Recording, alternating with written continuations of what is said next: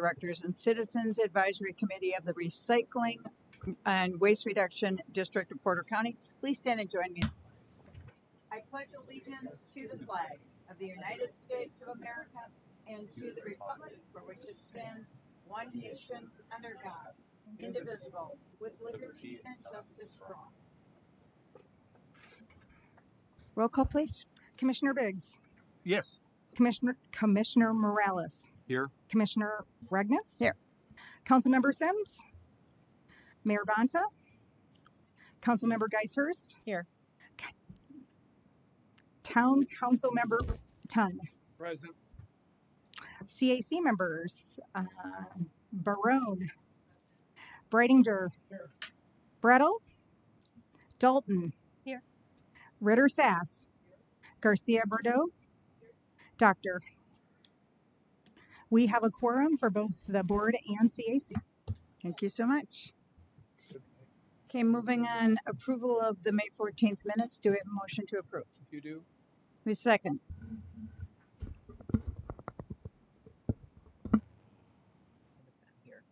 Are you going to second? Second. Okay, we have a motion and a second to approve the minutes for May 14th. All in favor, say aye. Aye. Opposed, same sign. Motion carried. Approval of financials for May 31st and June 30th, 2026. Motion to approve. So moved. We have a second. Second. Okay, we have a motion and a second to approve the financials. All in favor, say aye. Aye. Aye. Opposed, same sign. Motion carries. Want to go on to old business? Yep. So the first thing up, Ellen, can you bring up? We've been talking about this grinding municipal discussion. I've actually finally had a time to sit down with our Vermeer consultants, and they've given us an idea of the material that we would need. So this is just a projection. What we were asked, if you look towards the bottom under the capital outlay, that's where the big expense is. But you're looking. Now, when we talked about this from start to finish, the way that we do the grinding. So I think, Commissioner Regnitz, you and I had a discussion, could this be done in phases, where obviously the very first thing would be a grinder that would be needed, a payloader would be needed with the extended lift. But the thing that came into discussion was then once it is ground, what happens to it? So when you see these bills, the bills that keep occurring also have a very high cost to hauling. So what we've looked into is our local Doolin 28, who's a clean fill around here, and we're inquiring what the cost for tipping fee would be. But in order to do that, we obviously have to have a semi with an open top trailer or a walking floor in order to haul that material. So that's where you see the open top trailer and the semi cost. So just those four pieces of equipment alone, you're looking at $1.2 million. When you get into the material ahead, the personal services we looked at in the county, we compared it to, I think it's LTCD in the highway department. It's not their top operator. It's not their lowest operator. It's someone in between, because they would have to have a CDL license. They would need to be able to work on the equipment as well. Obviously, you factor in the Social Security, the retirement, just some basic supplies, and then some basic insurance. Those were our operating costs. So together, that cost is about $1.4 million. Jane and I did a quick average. Right now, we spend about $300,000 a year. So a quick breakdown overall. That would be a break even in about 4.5 years. So now here's the really cons of this. So as you know, we do a lot of grinding in the community, and I spoke with our contractor, Homer, and I said, really, tell me about grinding. You do this on a constant basis. I can be looking at this. I can be calculating numbers. What is really the cost of operations? How often does your machine break down? How often are you replacing the material? On a perfect paper, this looks great. We were talking to him, and he had just had a machine the following week that had $20,000 worth of repair parts that had to be that were on order. And I was like, what's the labor cost? He goes, I don't know yet. I only know that was the part cost. Secondly, he went on to explain to me, you also don't know the material you're getting. So even though we say, hey, and we know this because we've had this happen to us, where in a grinder, I should have had you put up a picture, but what grinds it, they're actually called teeth. And they look like teeth. One of those is $70. there's probably 200 on this size of a grinder you're looking at. So when they're dull, when somebody accidentally throws their rake into the grinder, which they do, this commonly happens, bricks get thrown in. I can't even make this stuff up. If you can imagine a trailer, somebody who comes into the compost site with a trailer, the actual ramps on the back that they would have driven up, they threw in our compost pile. The operator actually retrieved them. They were steel. They were actually outright steel. He was like, I think somebody's messing their ramps. So if that would have gone through the grinder, that's a lot of material. That's a lot of cost. So he also told me to talk to the city of Chicago. He said they went through and the city of Chicago bought a grinder. They did this. They reviewed their board. They had talked about the material. And he said, Carrie, that was a handful of years ago. Call them. He said, the grinder is sitting there. They're now hiring us to grind the material because they didn't have the budget line to repair the grinder because you don't know the material that's coming in. So I thought that was really some useful information. I mean, can I envision us doing this? Of course. I think if we could grind, that would be amazing because we're not stuck to a once a year process where it's 1 month, six weeks out of the year where we handle the entire county's grinding. Would it be great, like I said, to do it as needed? But can we endure the cost? As a recycling district, I don't foresee that we can really endure this cost to maintain this equipment at our current budget state, the way that we're functioning right now. Now, if there, The other thing too, with all those teeth and just the amount of grinding that you're doing and how quickly those teeth will get dull. agreed. I mean, having to replace those constantly, that Well, and so sharpen them or do whatever you need to do. you would end up replacing them, correct? So if you also look on this projection, that line that says contractual services, and that amount is $36,250. What Jane and I were looking at these numbers. I talked to Dune Light Materials. They would charge us $145 for a one tipping load. I looked at our material last year. With Homer, we had about 230 loads that went out last year. So that's just a projection of about 250 truckloads of material. That's $36,000 in hauling. So there's, there's fluctuation in it as well, but as I stated, I wanted to share this information so that we had an idea what we would end up wanting to do with the grinding projections. Thank you. Anybody have any thoughts or questions about that? So we were doing a comparison, doing this in-house versus continuing to contract the entire grinding process out. So.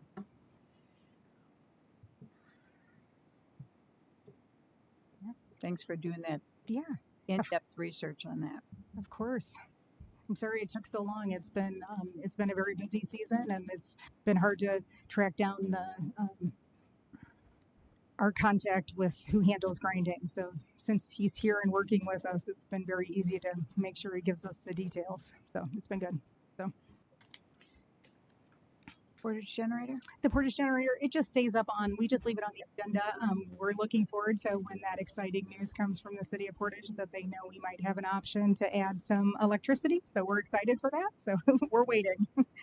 Randy, would you like to fill in on anything? Thanks.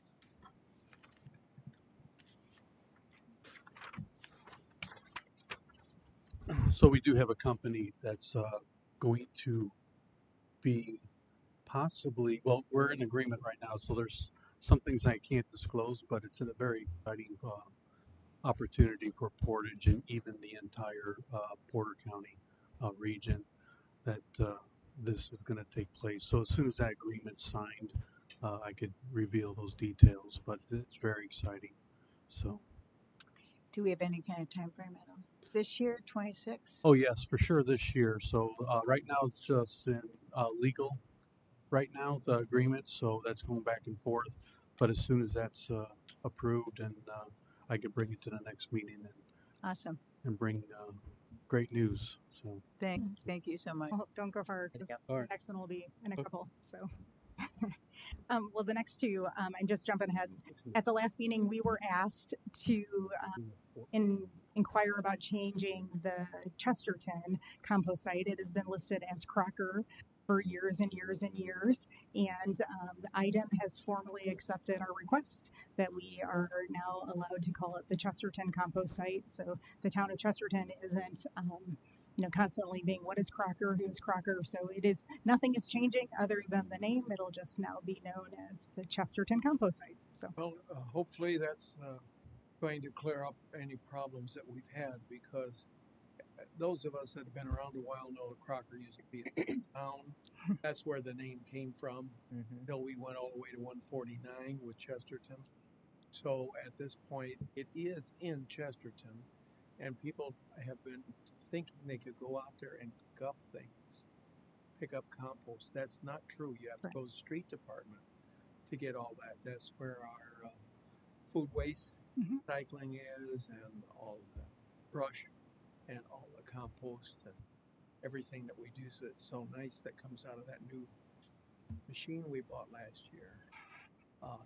It's all at the street department. correct. So they don't need to go out to Crocker. That's a work site. It's not a place where we need people wanting to go there. So we're looking to really discourage them going there. Even err innocently, they could still get hurt. So I appreciate your understanding. Yeah, of course. That's being So this is just a follow-up. This was asked at the last board meeting, so it was just an follow-up to let the board know it has officially been changed by the state. So I guess I'm a little confused here, and I'm a Chester resident. I know. Why are we changing it?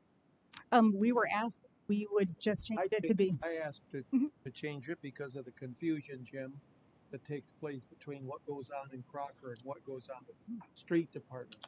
That's where you pick up your compost, not out in Crocker. Well, how does changing its name change it? But it clearly says Chesterton. Did that cost us any money? No, nothing. Oh, it No, didn't not cost at all. us any money, and there is no Crocker. Yeah. So it's oxymoron. There's no Crocker to start with. So it was named that way from history, Sure. from common sense. It also falls. It falls in line. Our other county compost sites are like Valparaiso, Portage, the Boone Grove site. So when it was asked, It's all this is an email. It's just consistent that it's the name of the community. So hopefully it will lend clarity, Jim, to the whole situation that we've been dealing with, trying to clarify for people who have gone to the wrong place.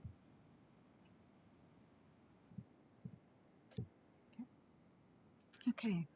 the next old business. This in 2025, I think we informed the board at the compost site, the Portage compost site, we had a water issue along some drainage. So I just wanted the board, and that's why I actually asked Randy to stay up here too, that we did receive a violation that we just had an inspection saying that there's too much stormwater standing. But in the midst of all of this, their new drafted suggestion to drain it was what approved like a week after the inspection. So Yes.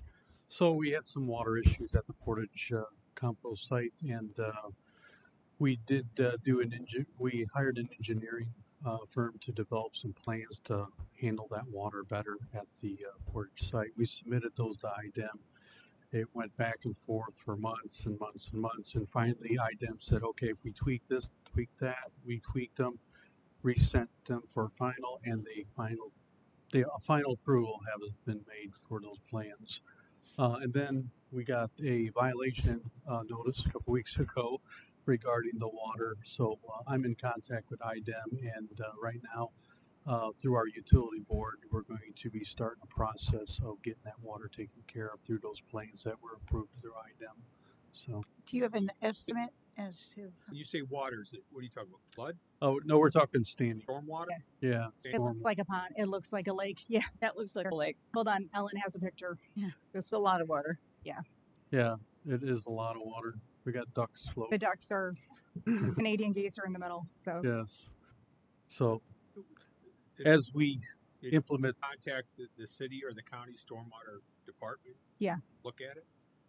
we were in the midst of, we had reached out to Mike. I think we brought it up but it was in the hands and actually was already under review by the engineers by the city of Portage. So since Portage was handling it, Mike said, yep, if they're handling it, let him take care of it. So So IDEM has approved the engineering plans to handle this water. Do you, And that do you have a sort of time frame as to how long that's going to take? And probably in the next month here. Oh. So we're going to be starting. So once we, it's like a reverse process. So you don't start in the deep of the water. You start at the very edge, and then you work your way into it, and that water gets treated properly. So there's a bioswale and everything designed. So it's a very, very good, eco-friendly design here. So it'll be done. and how long before that land is usable again? Probably, well, our deadline is to get it done before our first windrow of leaves. Oh, okay, So, perfect. That would be great. any other questions? Thank you. Thank you. Can't wait for you to come back next time. New business. So as most of you know, almost a month after our board meeting, we had a horrific storm that went through the South County and actually North County of Ogden Dunes and Portage as well. And in a great blessing, literally June 11th, the grinder finished clearing the Boone Grove site. So that was an absolute blessing. So the highway department, which I have to give great thanks to, oh my gosh, the street departments, but Justin Smith and the team from the Hyde County Highway Department has been phenomenal. And literally I got a call from him at 5:30 in the morning saying, how early is the compost site open and how much material can I bring to Boone Grove? He said, interestingly, we just wiped the whole, it's clean, you have a whole slate. Well, today it's not. So we have a new Boone Grove grinding bid. You can see it was bid to us on June 19th. So they did it per hour of a grinding cost and then a $525 per load. So Homer has been phenomenal. They have agreed to swing back around. So they already ground up Boone Grove. They went north to Valpo, and then normally they'd go to Chesterton, but because Portage was hit with so much damage as well, they jumped to Portage, and they're getting ready to head over to Chesterton this week, head back south to Boone Grove with our approval, and then actually, I think we have approval for Portage for them to even head back north again because of so much storm damage between Portage and Ogden Dunes. So if I have approval from the board to accept this bid, we can sign it and have them come back. So do we have an estimate as to what the total cost? They have not, they do it per hour. What my staff has shared with us, Chuck and crew have been down there. Our first bill was about hold on. I have it right here. It was $38,965, and we have a little bit less material than that. So we're estimating we're probably looking at another $30,000 bill. So. And what about in Portage and the other locations? How much of that are we going to be responsible for? All of it? No. So we do a percentage. One of the ways that we track, so we track all of our material. So Boone Grove will be completely responsible for Portage. So what happens with the storm damage is we'll track the material that the residents, Porter County residents, and then we subtract it off the main total. And right now the storm damage for Portage, I think the storm bill we owe maybe 30% of that, and the storm bill for Portage is about 70% now.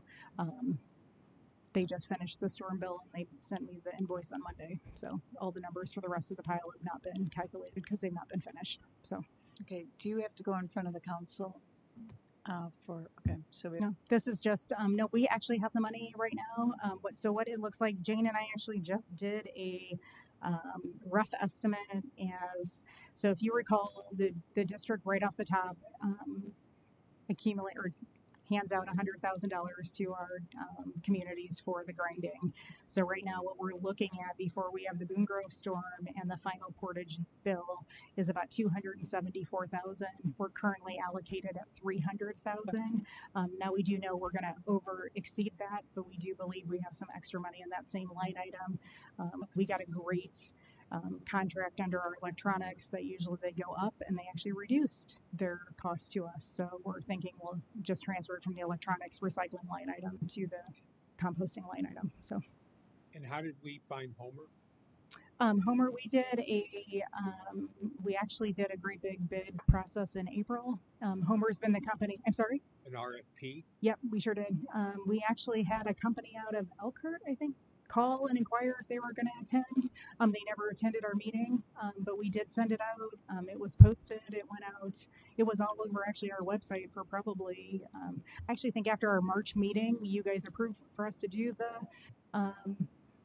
the RFP, and it was posted on our website, and then that was actually held on Earth Day. So the bidding, I thought it was comical that it was actually April 22nd. So it was posted that way for a while.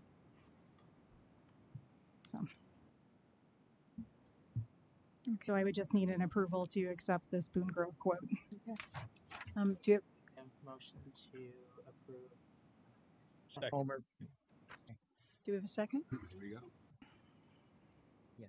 We did, okay. We have a motion and a second to approve the Homer storm bid quote. All in favor say aye. Aye. Pose same sign. Motion carries. Next. So now the sticker shock. I'm sorry. ask Yes. a question, Of not course. necessarily directly, but related to this. Do certain compost sites offer firewood for the public to pick up at their leisure whenever they need it? So Possible source to reduce some of what we have to chop up. yes, so it depends on how the site is managed. So in Boone Grove, we do separate a little bit, and Valparaiso separates their logs drastically. Chesterton does as well. Portage doesn't, but because Chesterton isn't a public site, we wouldn't invite residents in. However, there's only, if you recall, at our last board meeting, you just can't bring heavy equipment in. So, like, you can't bring your chainsaw in to cut it up. You can't bring a saw on site it has to be a manageable material that you can take off, and then, so there's not a liability. So you can actually take home and now, I will say the first storm, I wish I had the picture, there was an amazing resident who cut up their entire tree into fire log length. And when they brought it in, our Boone Grove site literally stored it at the side so residents could just haul it off. They were probably maybe 18-inch, 2-foot sections, so it was an easy log to carry away. So We do have an Teamwork. area, I'm sorry, good teamwork. we do have an area, Chesterton, the They're town, huge logs. and you'd be surprised what some of those people carry. I don't know how they do it. I wish I would have taken a picture. Source to get rid of this. Yeah, of Sure. course. Yeah, I will tell you though, log mulch is some of the cleanest mulch. That's nice to go back in Yes. the yard as well. So Else for the comment? Anybody else? Okay, request for payment. yes, so here is our request for payment. If you know, we have a $50,000 ordinary claims bill that says if it's over 50,000, I must bring it to the board. So I am requesting a total payment of $161,311.20 to Homer. This is for the Valparaiso grinding bill. If it is zoomed in on your screen, what you can see in the top breakdown. This is the grinding accumulation from July 8th, 2025 to 6/11/2026. This was that original ground bill. If you look and follow the screen, we calculate our numbers. Valparaiso had a 45%, the district had a 50%. So we divide that bill right there off the division, and then based off of our MOU, the district provides a $40,000 supplement. So off the first bill, it would be $152,485 and change. They have also ground up their storm bill, which the city had approved, and the divide is the district had 62% with Valpo at 38. So when you add those two breakdown of the district bill, the district's responsibility would be $161,311 and 20 cents. So moved. Do we have a second? Second. We have a motion and a second to approve the payment to Homer Services for the Valparaiso compost site. All in favor say aye. Aye. Pose same sign. Motion carries. I forgot I should just share this too, as well. Last year, the county started bringing material to the Valparaiso site and the highway department. They used to handle it a different way, but now they bring it a different way. So Since June 12th, the county brought in 30 truckloads to Valpo, and then at Boone Grove since June 12th, 234 truckloads of almost 1,800 yards has been brought to the Boone Grove site. So just to give you an idea of how much volume of material. So the next item that And you didn't take any pictures to show. there are lots of different pictures, or pictures of like I think Ellen has them in our she put together. So that's some of the sites of what they look like. That's the material that's just been brought in. I think from Portage to Valpo to Boone Grove. I think the one I sent her some pictures of logs. If you hadn't been out for the storm damage, oh yeah, there's Chuck. Thanks, Chuck. Chuck was the one who endlessly was pushing this brush. Don endlessly pushing brush. This has been a great team effort. If I have not said what an amazing staff the recycling district is, I cannot hands down tell you that enough. Don, who used to work in Chuck's positions, like, yep, Carrie, I'll just get in the piece of equipment. More people keep showing up. I'm sorting batteries, but I have to move the logs because we need more room. So that's one. I think on the next slide, that one piece of tree bark, if you can see that, the tree bark was just stripped right off of it. That is a homeowner. That is right in front of somebody's home. All the trees that were just damaged. I don't recall which road we were on, but it was just absolutely shocking and terrible. But this is just a little bit of a material to give you an idea. But it was a lot of money to clean that up. But we have to keep in mind that was a special event. Agreed. It's not a Agreed. ongoing call. Right. So if you, one of the things that we did do a comparison, so the board did have an idea. Hold on one second. So I have all these separate pieces of paper that I normally don't bring in. As we talk about this, we compared the average of cubic yards that we collected from that first bill from July 8th to June 11th. Our numbers are almost spot on from the amount of material we took from last year to this year. Here's the shocking factor. So we compared last year, we were at about 52,000. This is before the storm damage. 52,000 cubic yards. This year, it was 1 month earlier, and we were at 46,000 cubic yards. So not a huge amount when you look over a whole year's volume. But the price increase from the grinding price in 2025, and this is just from Valpo, had a 16% increase. The hauling cost, which as you see in those bills, those are one of the most expensive because you don't know how many loads. Like the city of Valparaiso hauled out 134 loads of material. That had a 9% increase just from last year to this year. Fuel, you look at fuel costs, you look at debt, the repair parts, getting this material. So I would just wish we could find a place for that instead of having to haul it away. You know, somebody that would want to take that, man. Yeah. We try and give away as much as you do try to give away. So yes, we do. Okay. Along more increases, unfortunately. So I wish we're hanging in there. Let me tell you, we're barely hanging in there, but we are. So Tredevi, last year we signed a new contract with Tredevi. Tredevi is our hazardous waste company. And last year, in 2025, if you recall, we accepted paint. And this year we do not because of the cost and the volume.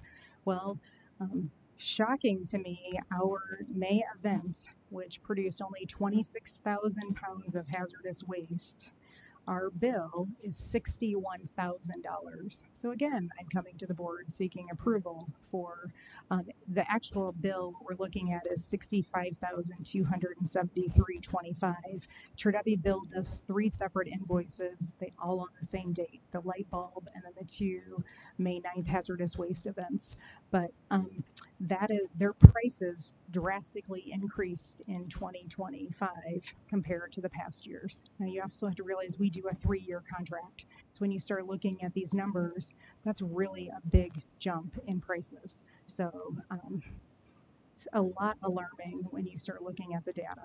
So, I mean, we did price comparisons. For example, one of our favorite items that comes to the hazardous waste are small propane tank, you know, the campfires that people use. They used to cost $10. They're now $25. So we can average between 10 to 100 of them at an event. So when you get those, 100 times 25, that's a lot more money. So we're spending a lot more money now on our hazardous waste cost as well. That we averaged from last year to this year a 20% increase just on the cost alone. So What are we doing now with paints then? latex paint. So we're going to have that separate latex paint event at the end of October. So there will only be one, and that's with American Paint Recyclers. Now they will recycle it, whereas Tredevi was just landfilling it. So it will have a better outcome. So, but I never thought, I think, what was it, 80,000 pounds of paint we would collect last year. It was a lot of paint. So latex paint, yes. So, yep. So I would just need approval for this Tredevi bill to make that the May 9th invoices. What year in the contract are we? Year 1 of 3. Do we have a motion to approve? So moved. Do we have a second? A second. We have a motion and a second to approve the Tredevi invoice for the hazardous waste collection and bulk collection. All in favor say aye. Aye. Opposed, same sign. Motion carries. I'm afraid to see the 2027 general fund budget. So while we are talking about increase in costs that we're experiencing, we have been able to keep our budget. Actually, we're asking for a little bit less than last year. Our bottom line is $2,012,211. And how we've accomplished that is just looking at some of our other expenses here that we've been able to cut back on a little bit. We're also looking to purchase. Right now we have a line item for we're leasing a payloader that we're looking to carry. I think this is one of the next things coming up that we're going to look to purchase. So we're actually taking that out of our general fund and putting it into our capital, that expense into our capital fund this year. That's why that was $48,000 that we've been spending on that, at least for the last 2 years. Yeah, so some of that, like, even though the contract expenses, we have increased our HHW budget. We have increased the grinding budget for next year, but we've been able to cut back on a few of the other, like electronics, because we've gotten such a good price with that. We've been able to cut that line item back a little bit to make up for those other increases. And with we have a 25-cent part-time raise in here. We haven't yet included raises for our salaried employees because that needs to go through the county council. We follow what they approve when they do their budget process. Yeah, so overall, and I guess too, just to state that we really can't afford to put more in our budget because we have this user fee that's been at $20 for over 10 years now. So we're kind of bumping up against, we do have a bit of a cushion of cash that we've been sitting on that's slowly eating that we're watching carefully to make sure that we stay within our means with that and don't overspend and get that down to where we're really in the red. So we'll make it through 2027. Yeah. 2028 is a whole new ball game. But what Jane we were talking about is, if you recall, last year we were approved that rental payloader, and I have to say that has been a saving grace for the material of the storm. Having that second one has, if you're in the midst of trying to turn compost and it's north at the Pines. It only goes 23 miles per hour. So driving 23 miles per hour down south to Boone Grove, it's a really long time, and you have a lot of friendly waves along the way, lots of them. So it has been nice. We've had one that we've been able to utilize down south. With that, we reached out to our vendor and we were just inquiring what would it cost, because our current, the one that we own, is a 2010. It is we've had repair work done on it. It's 16 years old. In essence, it's due to be replaced based off of our asset and depreciation value. So we just looked into it, we inquired, and actually they have offered to us, if we keep it under rent till January 1st, they will give us 90% credit of our rental of what we've paid this year towards the purchase price. So in your Dropbox packet, you'll see it shows that the price they're giving us a credit of 6 months right now is about $196,000. So this is the current payloader that we currently are using, renting right now. So not that the board is approving that today or anything, but this is just something that we're anticipating. So the next line item after this, you'll see in our capital budget line item, we did put in that $100,000 in anticipation of purchasing this. So now, along the same lines, before we jump to the NRC, I do have to share with you, we've been looking at our equipment. You know, our equipment, most of our equipment, good number of our equipment other than the trommel is due to be replaced. So our Turner, we actually had a piece break on our Turner. Our Turner is a 2009 Wildcat Turner. Wildcat isn't even technically manufactured. Vermeer bought their brand out. And one of the pieces that we had an issue with in May, it has to be manufactured because parts are so scarce for this machine. So we were on the phone with the vendor earlier today trying to ask and inquire, you know, what is the cost? What do we need to do? Because if our machine goes down, we're not going to be able to turn compost in that county until, I mean, right now this parts, they told us in May it would be ready in July. It is now being delayed to August. So it is something, and that machine is, you know, right now averaging about $200,000. So that's something we have to keep in mind as well. So we're, like Jane said, we were really trying to cut, where can we cut costs? Because we do need a payloader. We do need this material that we do need to look into, that it's going to just, it's put its time in it. I mean, it's still in great shape, but if one minor thing happens and we can't get something replaced, then we're really at a loss. So just wanting the board to be aware of those. That's a leaf. The leaf turner, yes. Yeah. Okay, so we need a motion to approve the budget. This would be considered our general fund budget. Yes, please. Do we have a motion to approve? I'll make a motion to approve the 2027 general fund budget. Do we have a second? Second. We have a motion and a second to approve the 2027 general fund budget. All in favor say aye. Aye. Pose same sign. Motion carries. Non-reverting capital budget. Yep, this is the one I was telling you about, that in order to buy that payloader, and I should say, you did ask, what we did look at financing. Sorry, so it can't. Right. We just kind of reached out to a few banks and they gave us we didn't have, of course, we don't have exact numbers. So just with like a $300,000 piece of equipment, if we do the $100,000 down, we're looking roughly, I think they gave us like a 7%, which they said was a bit high.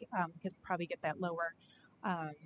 We did 5-year, maybe we'll cut that down to 3 years, but it would be about the amount, the $5,000 that we're paying right now for the rental. So it's equivalent. yeah. So it's almost a I got a rough idea that it would be about our same payment that we're doing now for the rental.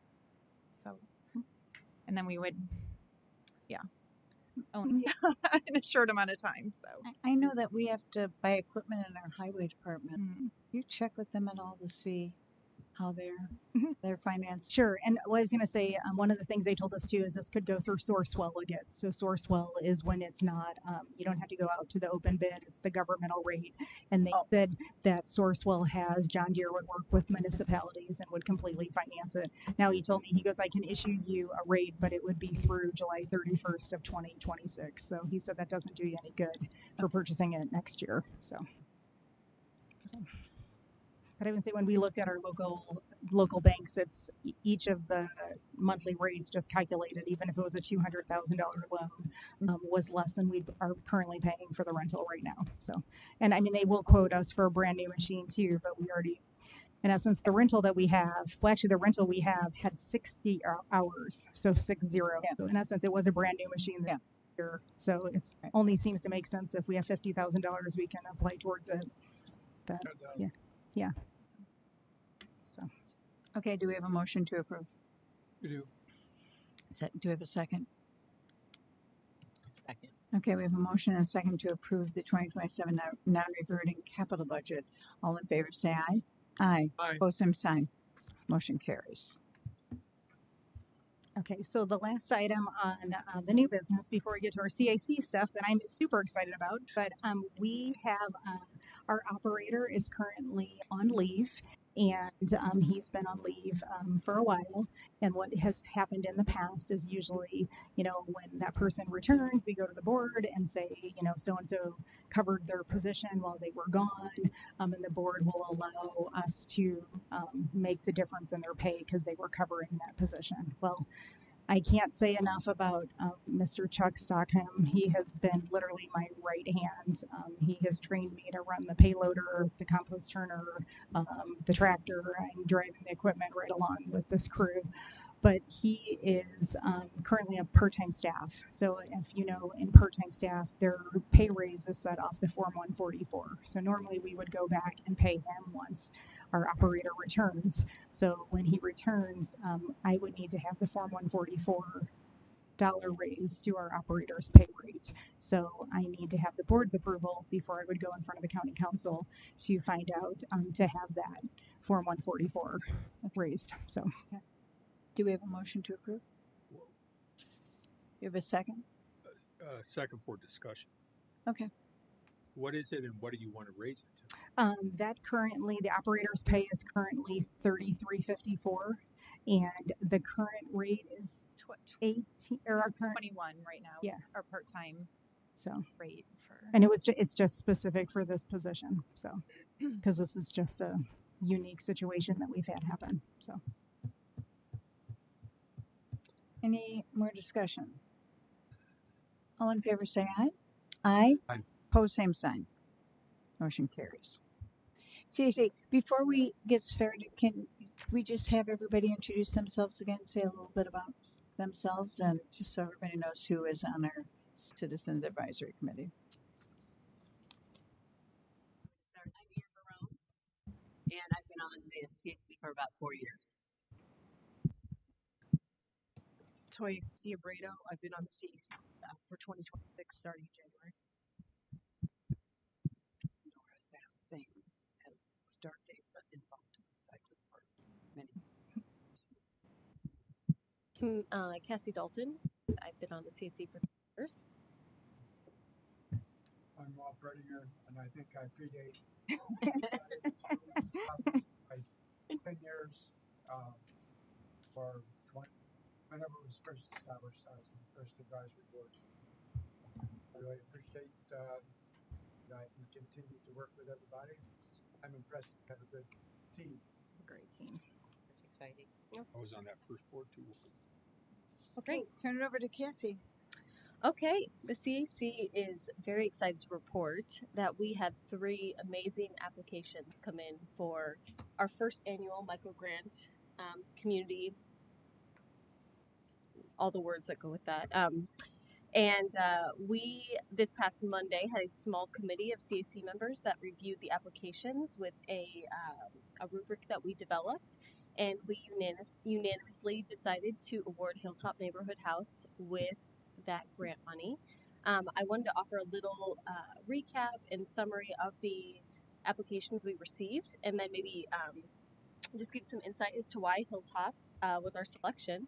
VU requested $2,500, which was the full amount that we offered for a permanent 24/7 public waste compost bin on their campus. It would utilize Green Era Anaerobic Digestion, which is a company they're currently using to process some of their organic waste. I guess that's kind of summarizes that one. Doolin Family YMCA requested about $1,500 to supply recycle bins for their new Healthy Living campus. Hilltop Neighborhood House, though, really blew us out of the water. If I could just read a small summary of their application. Their request was the full $2,500.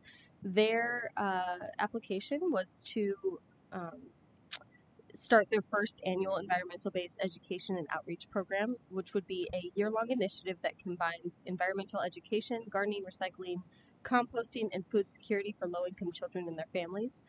Grant funds would be used to purchase educational supplies, recycled content materials, seed, soil, outreach materials, and provide monthly hands-on programming at Hilltop Neighborhood House. They recently expanded their community garden to about 20,000 square feet.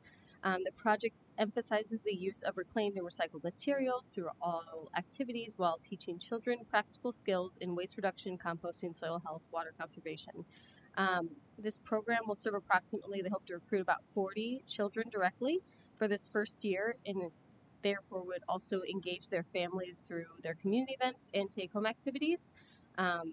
Hilltop also disclosed that they have other partners in the community, such as our local libraries, the Free Mission Kitchen, that are willing to offer matching cash and in-kind contributions, which even exceeded our grant amount. So we found this application incredibly strong. They presented amazing goals. They offered ways that they could scale if they weren't even awarded the full amount.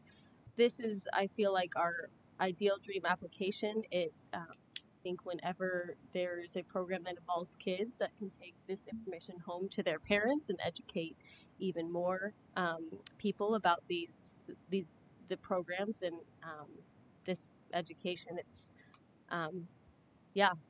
we just really felt like this would be a great selection because it's their first year also implementing this program. We could foresee this grant growing with what they hope to do with this over time. So we wanted to bring that to the board, ask for approval to award this amount to Hilltop, and also open to any questions anyone may have about the selection process or the applications that came in. Where is this located? At Hilltop Neighborhood House in Valpo, right downtown. They're a great organization. They really did some cool. It's near the old law school. Yeah. Oh. Yes. The south side. I'm really excited for them. I'm excited about the program too. Yeah. It's an outstanding program. They continue. They already do amazing things in the community, and they just continue to grow. And they just have no limits to how they want to continue to reach different populations. And we were really blown away by the proposal of this program. It almost seemed like they created it just for this grant. But I think with their expansion of their garden and all the work they put into that, it just seems fitting that this is where the money would go. They do work for the community that is in dire need. Mm-hmm. That's awesome. Yeah. Especially when it involves kids, and that's a soft spot for me. Do you have a motion to approve? You do. You have a second? Second. Okay, we have a motion and a second. All in favor say aye. Aye. Aye. Pose same sign. Thank Motion- you guys for putting the work in. Yeah. Awesome. We were so excited to see these really strong applications too. I mean, it was difficult to choose, but it's a good problem to have, especially first year putting together a program like this. So we hope to see it grow over time. Mm-hmm. Okay. Next, paper service. Okay. So I will disclose, I am not an expert in these concepts. I've had to pick Jane's brain, Carrie's brain, my husband's brain. Claude made this slide for me. So with that said, this is to give some background. We had discussed about 2 board meetings ago this concept of this flat rate of $20 everyone is paying to utilize the compost sites and its amenities. That applies to not only households, individual citizens, but also businesses, big and small in our county. And with that, the concept of, or the question of, why are businesses and individuals paying the same amount when maybe, and also this is an application to light bulbs. It could also apply to other waste streams that the compost site collects, but Jane and I specifically talked about some numbers with light bulbs. And before diving into any like numerical analysis, which I started to do, but then wanted to instead propose different ways that we can come and crunch those numbers and what this could potentially look like to implement some sort of payment structure that would be, I guess, just more equitable between businesses and individuals, if that makes sense.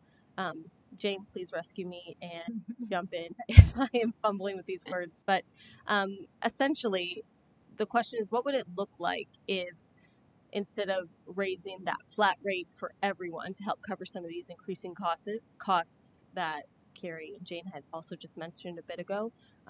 What if we bumped a bit of that business cost, which would also kind of match what they're bringing into the compost sites, if that makes sense. For example, when it comes to like light bulbs in particular, Jane had sent me some numbers, and it looks like I think they were last year, that Valpo's total cost for just light bulbs to recycle for the district was like almost $14,000, and half of that cost was coming from businesses. So that would be like VU was the biggest contributor to that, St. Paul Church, and then Ivy Tech. So they're bringing in the bulk of these waste streams, but they're all paying the same flat rate. Yes, that makes sense. So with that, I wanted to put this together to almost open up a discussion, what it could look like to adjust those fees specifically for businesses utilizing the compost sites in Porter County. Couple of hypotheticals I wanted to present. The first of which is just a flat you charge per bulb. So that's a variable user fee. At drop off, every bulb costs a certain amount, and so it's not a flat rate. And also, I theorize maybe an option for a yearly bulb allotment. Let's say every citizen is allowed, 10 bulbs to drop off, at any overage pay per bulb. Some pros and cons listed. I'm not going to maybe read them all, but it wasn't my favorite option. I guess I'll move on to number 2, and I'm sure we could go back and discuss. Number 2 would be like an increased flat rate for business tax. I will say the biggest con to this was that, and I think we had brought this up, Jane, when we were discussing too, that would be like small businesses would pay the same as large businesses. So if it's a small business in our county that's 5 people, they'd be paying the same amount as one of our larger businesses like BU. And notably, they probably wouldn't even be bringing in the same amount of that waste stream. Number 3 is a little bit more complicated, but probably makes the most sense in my brain. Again, open to discussion.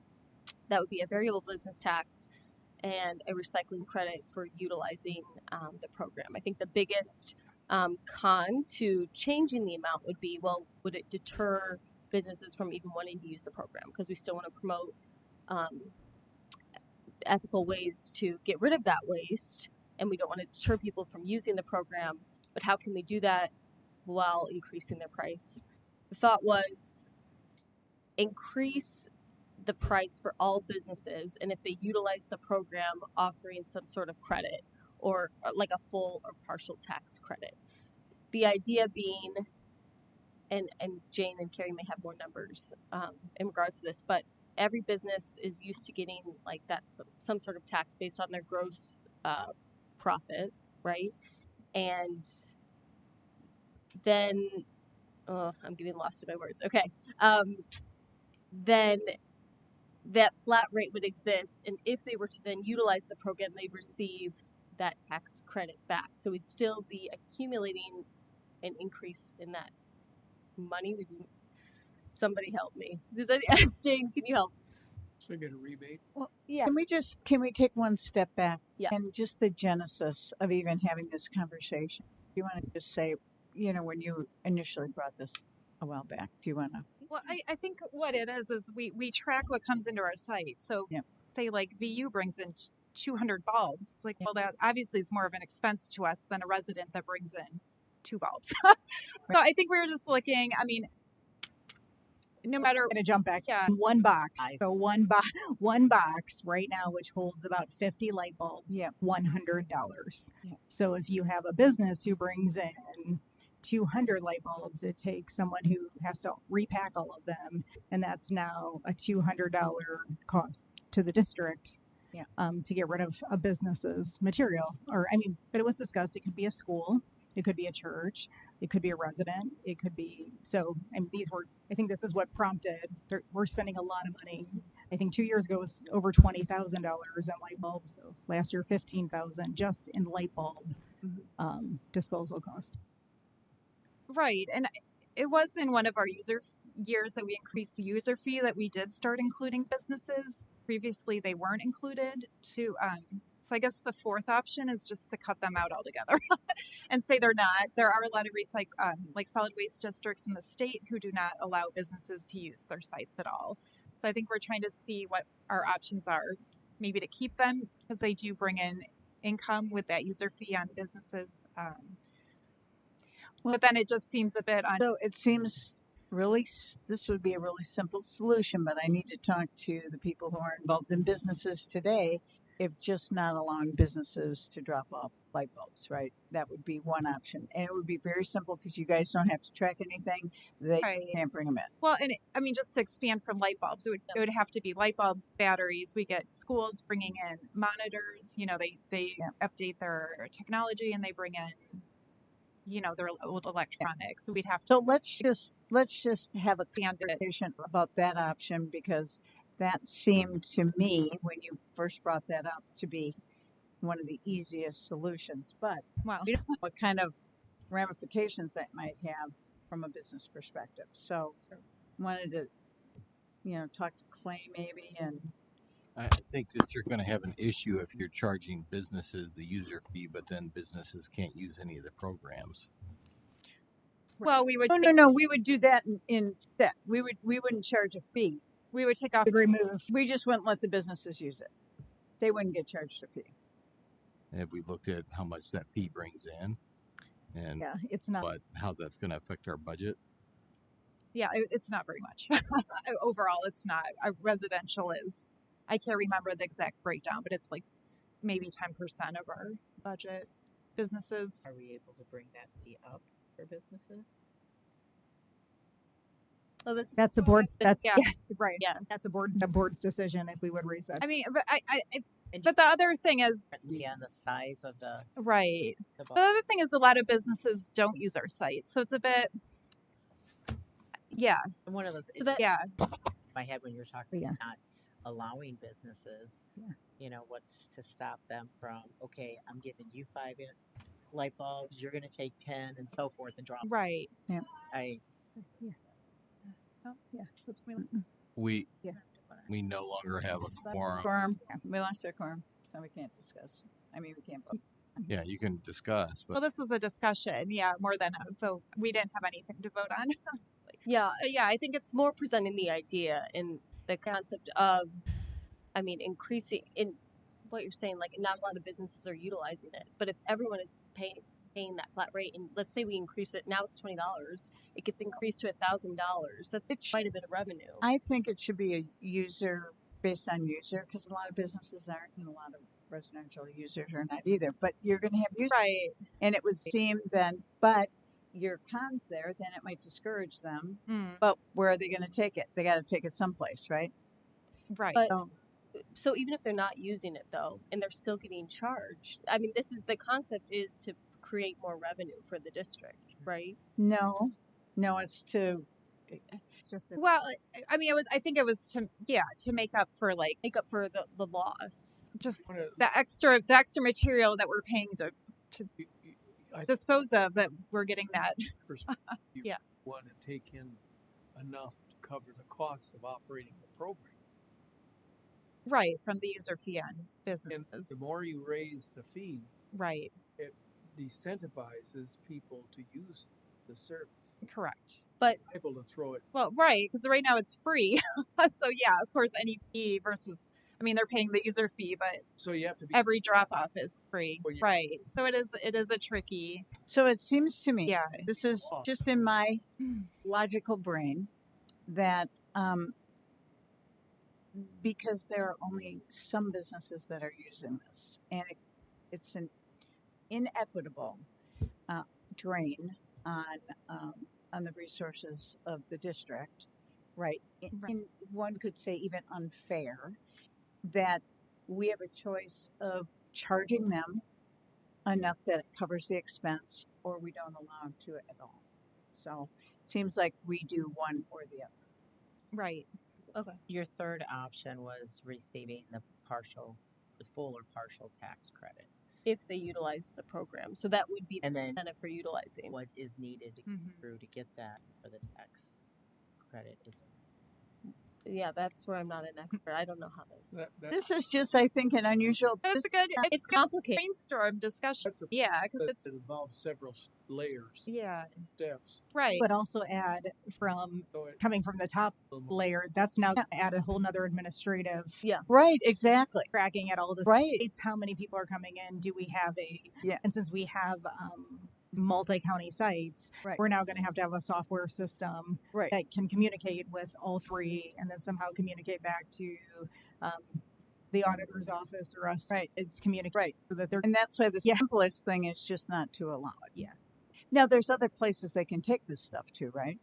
Businesses. Well, I mean, they can contract directly with like Tredevi or an the vendors we use to process the material. Like they seek out the vendors to get. I'm not sure. I mean, this might disadvantage small businesses that maybe just have like 50 light bulbs that they're upgrading to LED and they just want to, one time get rid of these 50 light bulbs in their building from. That's a And people coming in with just 50 at a time, 50 at a right. time. Is it something where you no longer charge business? However, we say it's I'm just trying to be simple. It's $1 a light bulb for a business. Like Right. the max And it's of $50. Like so, like you saying 50. So Yeah. Charge more for the fluorescent, Yeah. But then you still have to have to somebody track it. Yeah. So come accepting it. correct. Or you have small business owner Right. as a resident.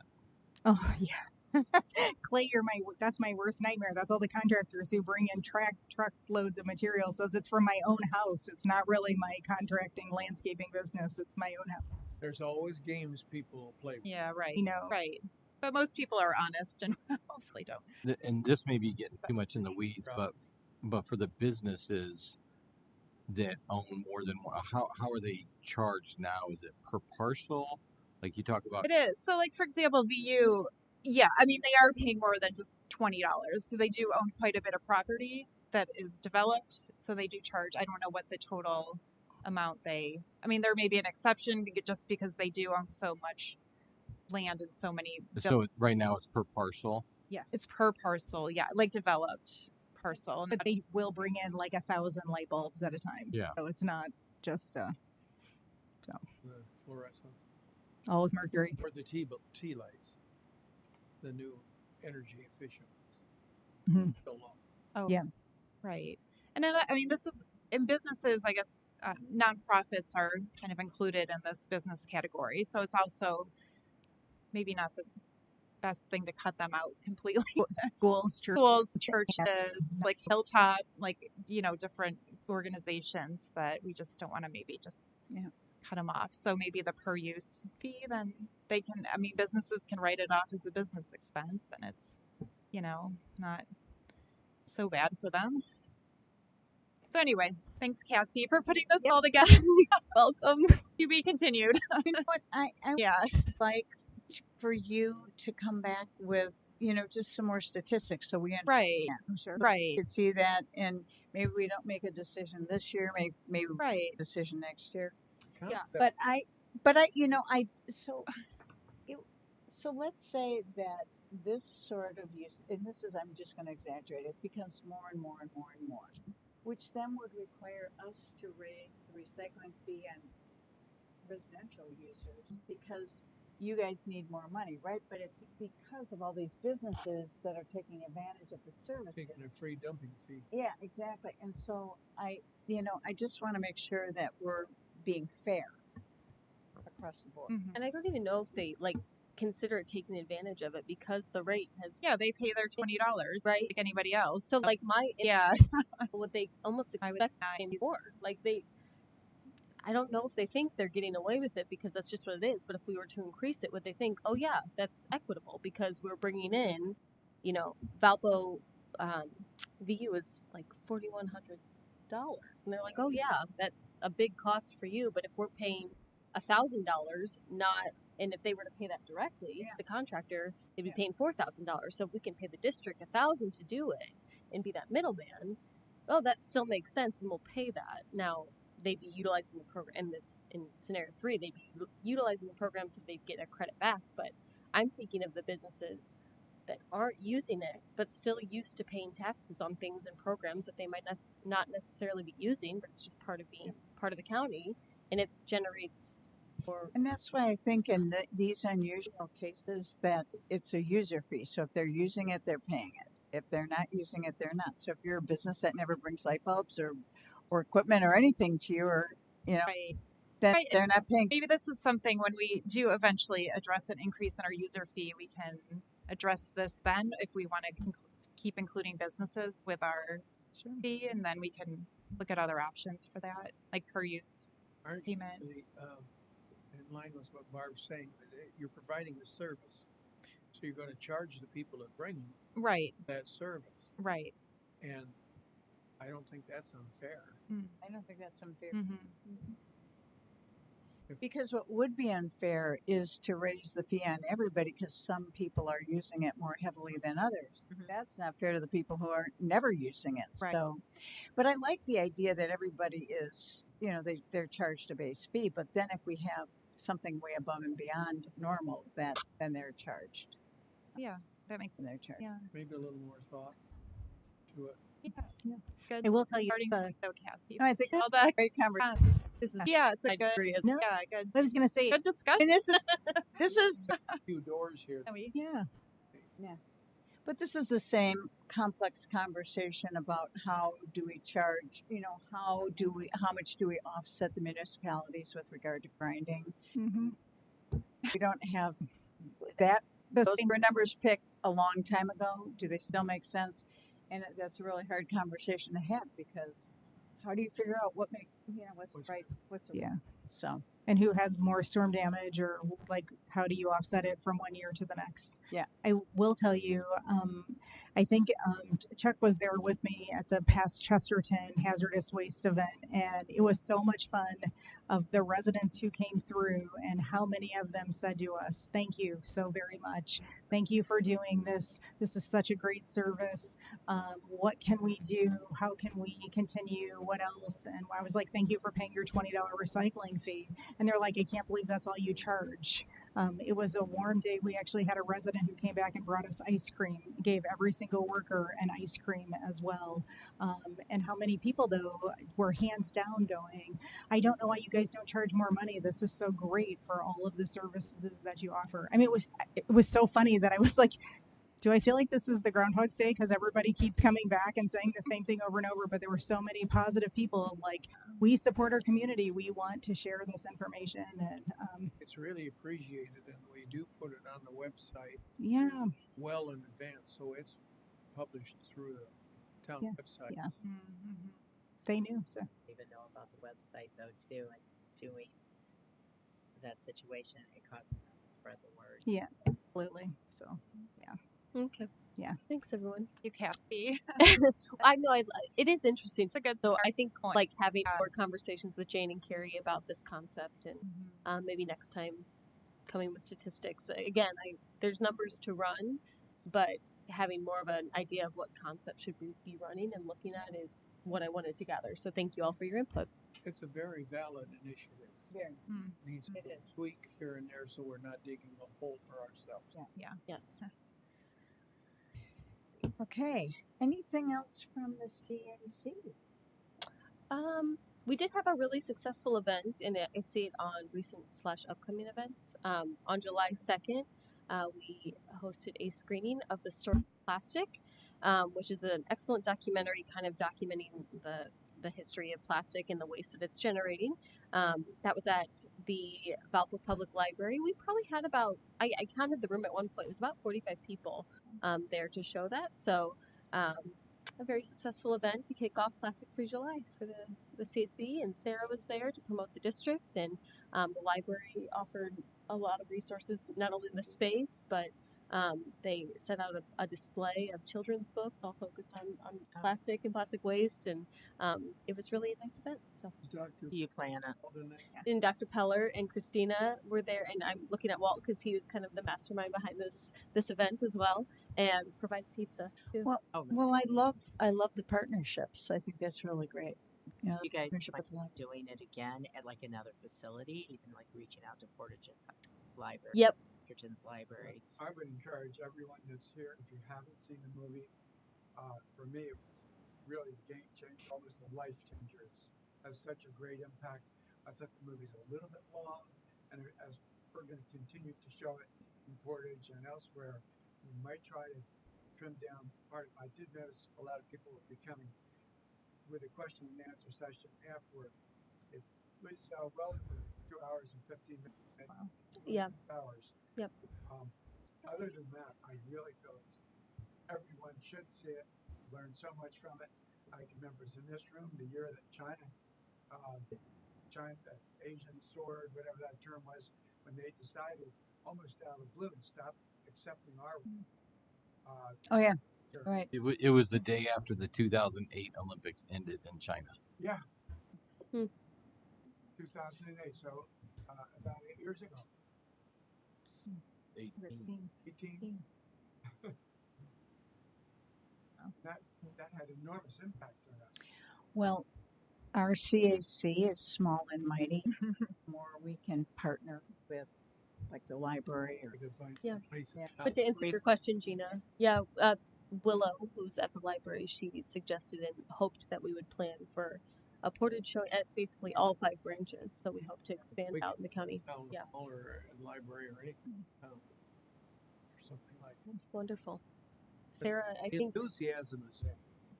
Yeah. And if the teachers could even get involved, the school teachers for the students when school starts, doing an event, whether it be after school or during school event. Yep.